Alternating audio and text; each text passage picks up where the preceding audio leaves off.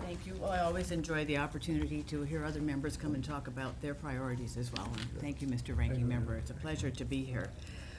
As a member from Massachusetts, as you know, where we are home to a remarkable military installations, research development facilities, highly innovative private sector, I have long advocated for maintaining the Pentagon's focus on researching, developing, engineering, and producing the best equipment and platforms for our service members. Our state is uniquely positioned to be helpful in that regard, and having just come from an Air Force caucus today, where very much the focus is on maintaining a cutting edge and reinforcing this need. These advancements not only ensure that our men and women in uniform have the most advanced life-saving equipment possible, but they also help maintain America's technological edge over its adversaries.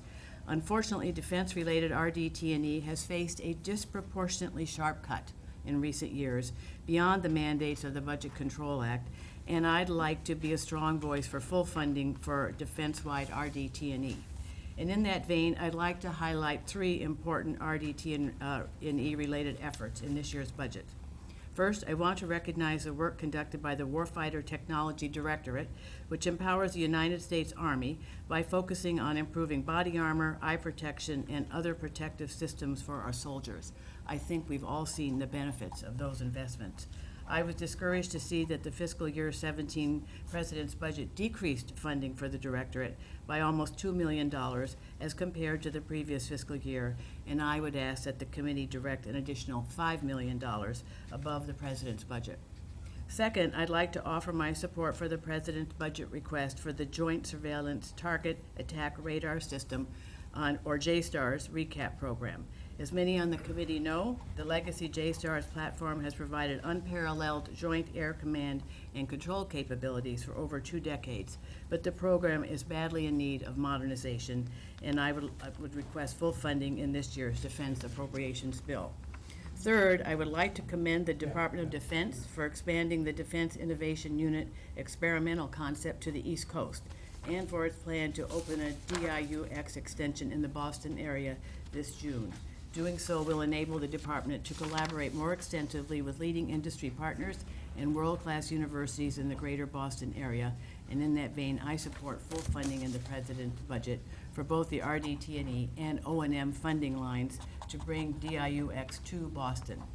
Next, I would ask that the committee provide the department with full funding for the DoD Sexual Assault Prevention and Response Office at the level requested in the President's budget. Every service member deserves to know that the department will not tolerate any form of sexual assault or harassment, and I ask that the SAPRO office be fully funded. It's been an important investment that the DoD has made, and I think has progress to show for it. Additionally, I'd like to advocate for $25 million in funding for the department's STAR-based program that provides STEM-based educational programs to some of the most socioeconomically disadvantaged and underrepresented students across the country. The program seeks to educate the next generation of scientists, mathematicians, and engineers in our country, and is worthy of our support. And I certainly hear from across all boards the shortage in those fields, and we'd like to see our more disadvantaged students introduced to those fields and encouraged to enter them. Finally, I respectfully request that you include not less than $25 million for the recruitment and retention of women in the Afghanistan National Security Forces and the recruitment and training of female security personnel. As a large body of research has demonstrated, meaningful inclusion of women in security forces can vastly enhance their operational effectiveness, and I would ask for your support. With that, I thank you for the opportunity to appear before you today. Well, thank you for being a strong supporter of national defense, and certainly as we give money to Afghanistan, we need to make sure that we empower women to be part of the solution. Otherwise, we're not going to have a solution. And may I say, the committee has hammered home the whole issue of sexual assault, totally unacceptable in any part of the military. I just want you sure that the money we put in there has obviously strong bipartisan acknowledgement and support. We're not going to tolerate that type of behavior. And I've always viewed Massachusetts, maybe this is old-fashioned, as being the Miracle Mile. And so you do a lot of things for national defense. I think the Northeast needs to be part of that equation. We want everyone looking after national defense, but the Northeast plays its role, and Massachusetts has a very special place as well. Thank you for So, that. I thank you. appreciate your recognition of that. Mr. Hoffman. Briefly, I would point out that the chairman 2 weeks ago brought up the issue of sexual misconduct, harassment with the Department of the Army, as well as others, so he's very cognizant of it.